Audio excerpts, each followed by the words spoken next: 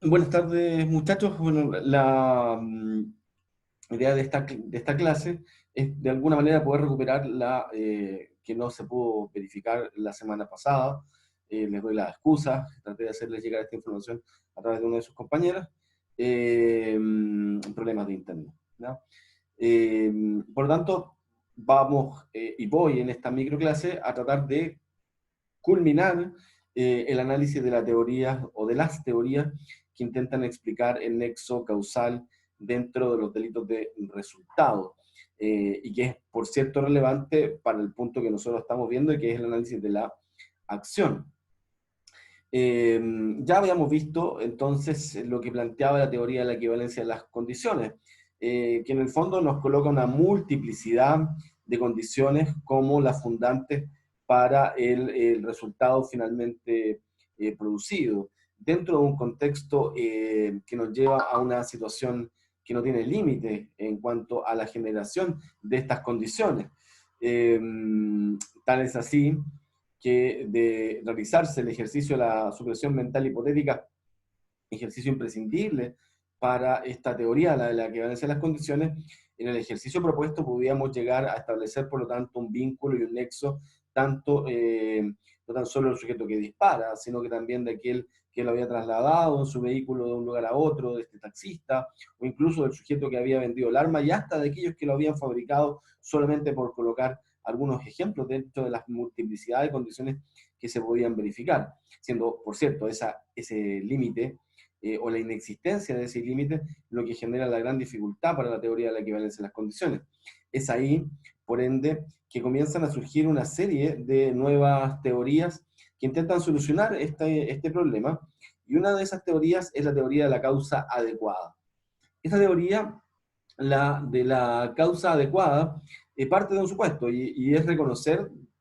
por cierto, la existencia de la multiplicidad de condiciones que pueden llevar finalmente a un resultado, lo que supone en consecuencia darle cierto valor a la teoría de la equivalencia de las condiciones y darle cierto valor también, por cierto, al ejercicio de la supresión mental hipotética, planteando y reconociendo de base que por ende pudiesen eventualmente tener responsabilidad no tan solo aquel sujeto que dispara, sino que también aquel que lo trasladó, también aquel que vendió el arma y también aquel que la fabricó, insisto, por dar solamente algunos ejemplos. No obstante eso, lo que plantea esta teoría de la causa adecuada es que dentro de esta multiplicidad de condiciones,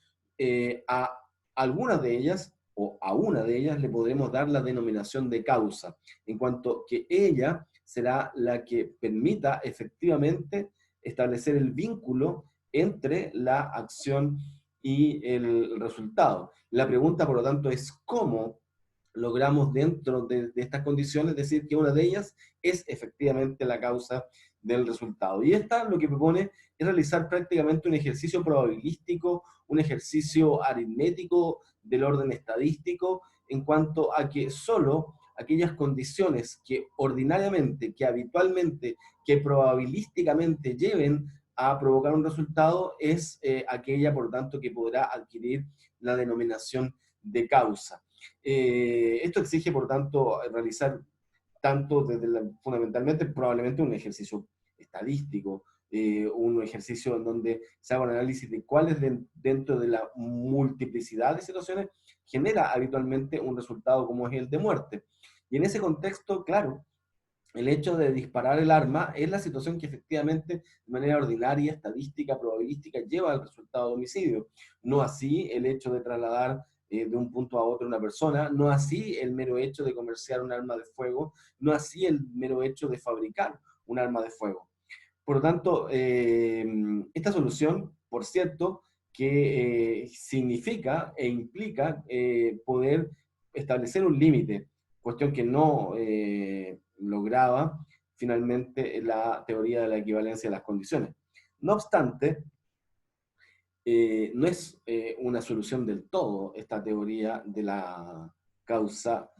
adecuada. Y no es una solución del todo, sobre todo del punto de vista de una institución denominada cursos causales improbables o irregulares. Cursos causales improbables o irregulares. ¿Por qué? Porque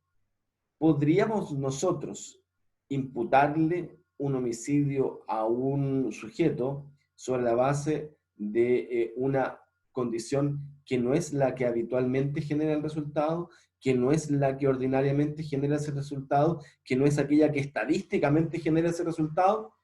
eh, bajo este prisma, bajo la óptica de esta teoría, lo cierto es que no podríamos asignarle una responsabilidad, y la consecuencia de eso no es menor, implicaría la irresponsabilidad penal para el sujeto, por cuanto precisamente se trataría de un curso irregular. Me explico, a través de un ejemplo, que es el que está también puesto en su diapositiva. Si yo, como un conocedor de las costumbres de un determinado pueblo, y porque probablemente a lo mejor consulté a algún chamán, y que ese chamán me dijo que el día 20 de agosto del año 2020, a las 17 horas, muy probablemente va a haber un día de lluvia muy grande, y que esa lluvia va a traer aparejada tormentas eléctricas, una de las cuales permitirá que un relámpago caiga sobre un árbol, haciéndolo fuego. Enterado yo de esta situación, pues bien, invito al sujeto a quien yo quiero quitarle la vida a que hagamos un picnic. Nos ubicamos precisamente minutos antes de la situación bajo este árbol, y cuando observo la hora y veo que ya va a ser aquella que me indicó el chamán, me alejo rápidamente, le digo que me espere, y en esos instantes cae el relámpago, el rayo, que finalmente termina con el árbol incendiado y también quitándole la vida al sujeto. Ordinariamente, habitualmente, estadísticamente, no se me podría atribuir responsabilidad, y la consecuencia es que, por tanto, yo pudiese establecer una liberación de mi responsabilidad penal, y por lo tanto podría yo construir perfectamente situaciones delictivas, y aprovecharme de cursos irregulares que en el fondo deriven en que termine yo sin una responsabilidad penal, en la medida que yo me aproveche precisamente de esas circunstancias. Este tipo de situaciones no tienen respuesta y generan esta consecuencia negativa, y por ende se transforman en la gran crítica para esta teoría. Misma situación ocurre con la siguiente teoría, que es la teoría de la causa necesaria. Esta teoría es más inflexible aún que la anterior. También la teoría de la causa necesaria plantea la necesidad de considerar la existencia de las condiciones, y a la vez también plantea que solo una o unas de estas condiciones va a adquirir la categoría de causa, y que generalmente va a generar el efecto de nexo entre la acción y el resultado. Pero acá es más inflexible, porque lo que plantea ya no es un criterio estadístico, ya no es un criterio probabilístico,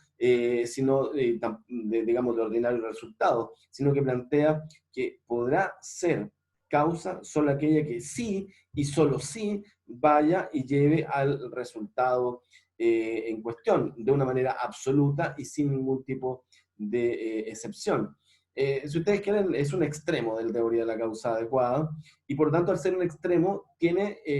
la misma crítica en el fondo, al no tener una respuesta concreta, real, y una solución para los cursos irregulares, y que, insisto, podrían ser perfectamente una instancia de aprovechamiento para generar una liberación de responsabilidad penal. Es en ese contexto, por lo tanto, en donde aparece una nueva teoría, que es la teoría de la imputación objetiva del resultado. Su autor, el alemán Klaus Roxin, lo que nos señala es que solo podríamos imputar el resultado a una conducta humana. Eh, Obviamente esto dentro de un contexto penal, como lo hemos visto, lo que implica reconocer una cuestión que es de fondo un principio del derecho penal, y es que penalmente solo podremos hacer responsables a las personas naturales y excepcionalmente jurídicas que hayan intervenido en la materialización o generación de una actividad prohibida. Pero ¿a qué conducta humana? Es la pregunta a la cual nosotros vamos a poder atribuirle ese resultado, y será aquella que haya creado o aumentado un peligro jurídicamente desaprobado. Solo podremos atribuir el resultado a una conducta humana que haya creado un riesgo o un peligro jurídicamente desaprobado, o aquel que lo haya aumentado superando los límites de lo tolerable o permitible, generando un resultado también jurídicamente desaprobado. A esas, digamos, tipos de conducta humana son a las cuales finalmente nosotros podríamos atribuirle responsabilidad penal. A quien ha fabricado un arma de fuego a la luz de la normativa vigente, a quien la haya comercializado a la luz de la normativa vigente, a quien haya, digamos, movilizado, transportado de un lugar a otro dentro de la normativa vigente, permitiva, y desconociendo el hecho en sí de lo que se pretende hacer, también va a quedar liberado de responsabilidad penal. No obstante, quien utilizó el arma de fuego sin estarlo habilitado para ello y la dispara en contra de una persona, es la que ha creado un riesgo jurídicamente desaprobado, y por tanto es a esa conducta humana en la cual nosotros podríamos imputarle ese resultado. Eh, Implica también, por cierto, establecer un cierto vínculo con las condiciones que nos plantea el ejercicio de la superación mental hipotética de la teoría de la equivalencia de las condiciones. Pero nos permite, en el fondo, esta teoría, poder resolver a qué conducta le vamos a atribuir la responsabilidad,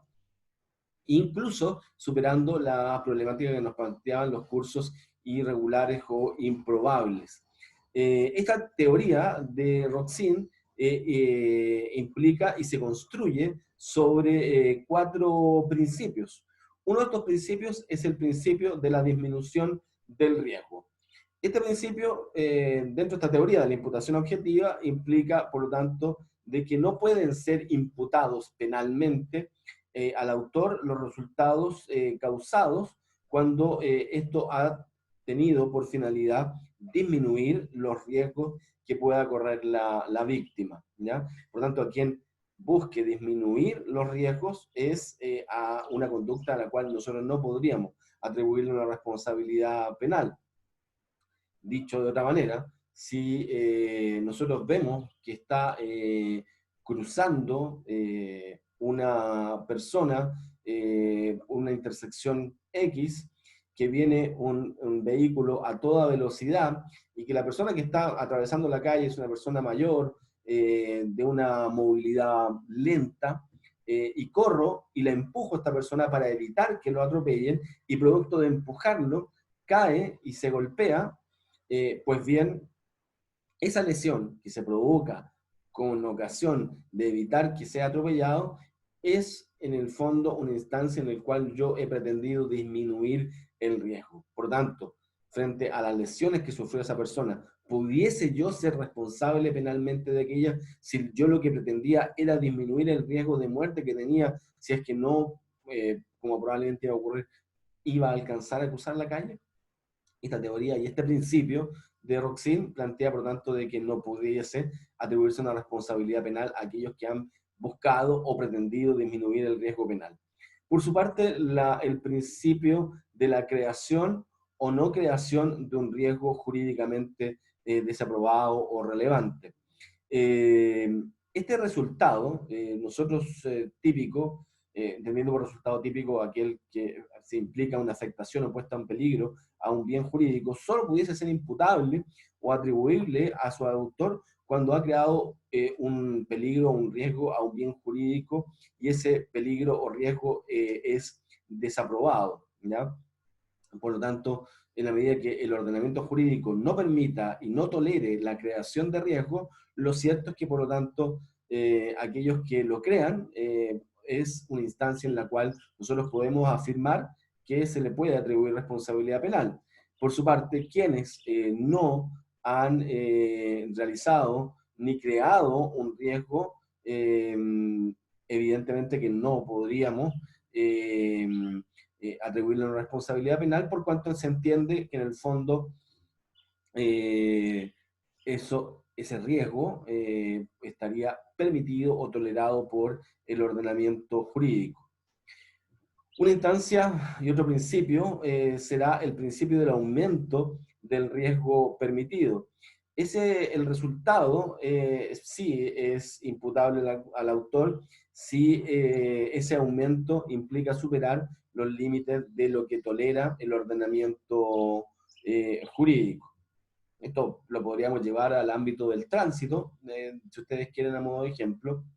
lo que implicaría que si en una zona urbana, en una ciudad, la velocidad máxima permitida es de 60 kilómetros por hora, y yo termino atropellando a alguien a 180 kilómetros por hora, por cierto que sí estoy aumentando, excediéndome de lo que me permite el ordenamiento jurídico, y yo sí podría ser un objeto de atribución de la responsabilidad penal que se genera con ocasión del peligro, puesta en peligro para un determinado bien jurídico. Y finalmente, el principio de la esfera de la protección de la norma. En este caso, yo estoy protegido por la norma cuando yo he actuado dentro de los márgenes que la ley a mí me lo permite. Y si genero una consecuencia, si genero un resultado, pero ese resultado se genera dentro de lo que el ordenamiento jurídico a mí me lo permite, pues bien, yo estaré protegido por ella y por lo tanto no se me podrá atribuir una responsabilidad penal. Aquí podríamos tener una multiplicidad de ejemplos. Solo se me ocurren en este momento, por dar dos, uno de ellos, de que el sujeto que va conduciendo un vehículo lo hace en zona de carretera a 100 kilómetros por hora y la carretera permite la conducción a 120, estoy, por tanto, actuando dentro de los márgenes que la ley lo permite, el vehículo está en perfectas condiciones, no he consumido alcohol ni droga, estoy conduciendo, digamos, de acuerdo a la normativa, y una persona se atraviesa en mitad de la carretera, lo atropello y lo mato. En ese contexto, por lo tanto, se entiende que es, por su parte, la persona atropellada la que se ha expuesto imprudentemente al riesgo, y en la medida que, por ende, yo he actuado dentro de lo que la norma me permite, pues bien, yo no voy a estar protegido por la norma. Una situación similar uno pudiese plantear, incluso a propósito de la legítima defensa, si es que yo he actuado dentro de los requisitos que la ley al efecto permite, por lo tanto también estaré protegido por las normas penales y por ende no podrá serme atribuida una responsabilidad penal. Es así que, por lo tanto, que me parece que esta teoría de Roxin es la que finalmente genera un cierto consenso y nos permite, en el fondo, poder determinar con certeza a quién poder atribuirle un determinado resultado, a qué conducta humana poder atribuirle un determinado resultado. El hecho de crear un riesgo no permitido o de aumentar un riesgo excediendo los límites de lo permitido, transformando por ende la situación en una de contexto jurídicamente desaprobado, son las dos instancias que en el fondo implican poder establecer este nexo causal entre la acción y el resultado dentro de los delitos precisamente de resultado. Siendo, claro está, un aporte y una base fundamental el ejercicio de la supresión mental hipotética que nos plantea la teoría de la equivalencia de las condiciones. Por eso que me parece que una posición que involucre aceptar estas dos tesis, vinculándolas evidentemente, es una buena solución como para poder identificar cuando una acción en el fondo es el presupuesto base del resultado que se ha producido. Con esto terminamos, por lo tanto, el análisis de las teorías que implican aceptar o analizar dentro del delito de resultado, cómo poder identificar cuál es la acción que genera ese resultado. Bueno, con esto lo culminamos y por ende a partir de mañana jueves podemos continuar con el análisis de la acción y de los restantes elementos que configuran y conforman la teoría del delito. Espero que esto les quede claro. Si es que no es así, lo podemos ir conversando dentro de las clases venideras y tratar de solucionar, digamos, todas las dudas que ustedes puedan tener. Un gusto, muchachos, que estén muy bien y nos estamos viendo.